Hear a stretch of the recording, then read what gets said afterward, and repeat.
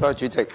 頭先黃國興議員話咧，呢一個10年一度，其實真係純粹係走程序嘅呢一個決議案呢，係過咗海係神仙呢，其實都有呢個感覺。10年一次先至有啲機會呢，係議會無論立法會、區議會定係啲關注團體市民呢，俾具體嘅要求俾政府同巴士公司呢去談嗰個10年專營權嗰嘅一啲嘅工作。俾人個感覺就係咁啦，10年先一次喎。當然中間有啲咩路線重組呢，其實往往就係喺政府嘅政策同埋巴士公司可持續營運嘅利益底下去做嘅，同乘客嘅利益同訴求呢冇乜直接關係嘅。咁所以呢，儘管呢個決議案嘅內容呢，其實就不實質嘅，但係呢，其實藉住呢個專營權嘅10年嘅一個談判續期啦，我唔敢話冇談判嘅成分。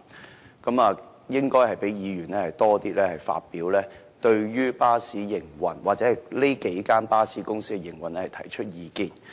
第一，我作為工會咧嘅代表咧，長期關注巴士司機嘅職業安全同埋職業尊嚴。巴士車長經常俾人打，局長你有冇留意呢？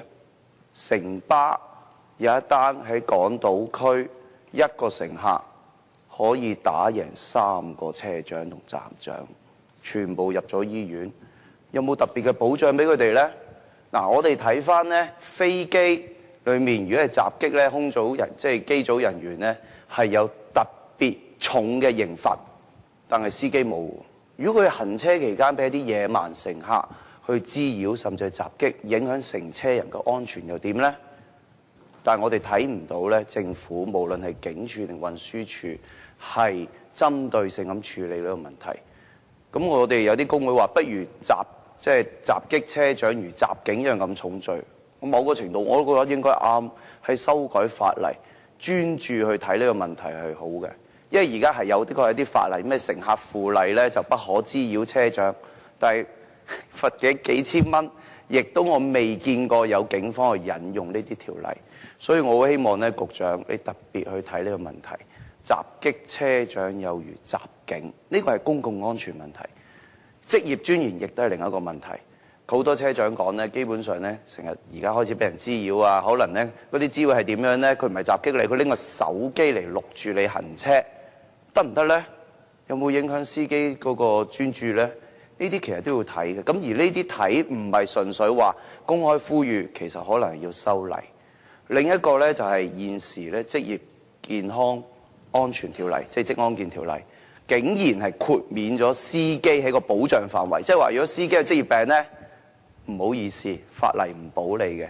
然後政府就話啦，因為呢，佢係跟呢個交通條例，咁交通條例有咩特別保障司機嘅職業安全呢？或者職業健康呢？冇㗎喎。所以局長，我呼籲你哋呢，唔好即係每10年呢就過一個冷河，然後呢繼續用一個根本不合時宜嘅法例呢去管理巴士公司及保障呢係巴士嘅車長。第二個問題呢，就正如頭先黃國興講到呢，就係廣告收益。嗱，我特別留意到呢九巴，嗱，當然今日而家唔係討論九巴，九巴呢，佢就比較進取咁樣喺啲中轉站嗰度有啲好大型嘅顯示屏，顯示呢嗰個嘅候車時間做得好好。不過，如果你哋細心去睇過，譬如屯門公路轉車站，4/5係廣告嚟嘅，1/5先至係嗰個時間表。我想問局長，你哋又點睇呢？呢啲即係你都估唔到嘅廣告收益，尤其嚟緊政府用8000萬嘅公帑呢，係資助巴士公司呢興建呢啲裝置。嗱，我哋工聯會有份建議嘅，因為呢巴士公司你靠佢做呢，不如唔好俾佢加價仲好啦。但係問題就係，如果佢做咗出嚟，哇，4/5原來個版面呢係廣告，你哋又點計呢？有冇規管呢？第三呢，就係乘客，頭先阿黃國英都講到啦，嗰個實時睇站系統呢，無論係 Apps 定係即係一個手機程式，定係呢實時嘅系統呢，即係一個硬件裝置呢，市民都係期望嘅。所以我哋歡迎呢，無論係一個談判專營權，定係喺今年嘅施政報告裏面呢，用8000萬呢去處理呢個問題。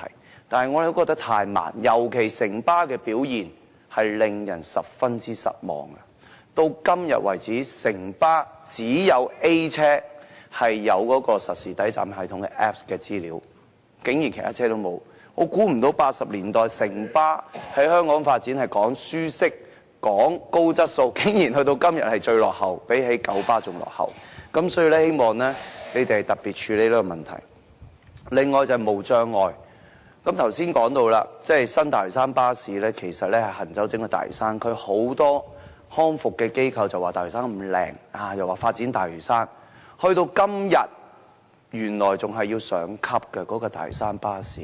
我哋唔同意開放大嶼山嘅道路咧，亂咁俾私家車入嚟。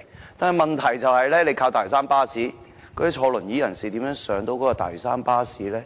點解到今日個技術都未解決到呢？局長你知唔知有呢件事？如果你知，點解容許呢啲咁落後嘅問題繼續出現呢？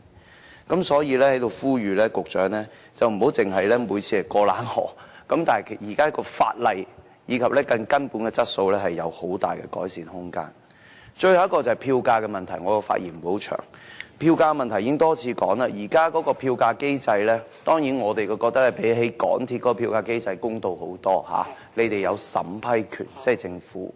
咁但係咧，明明油價大跌，油價佔一間巴士公司嘅營運成本係2至2成半，竟然乘客都唔覺得有減價嘅可能。個問題出喺邊度呢？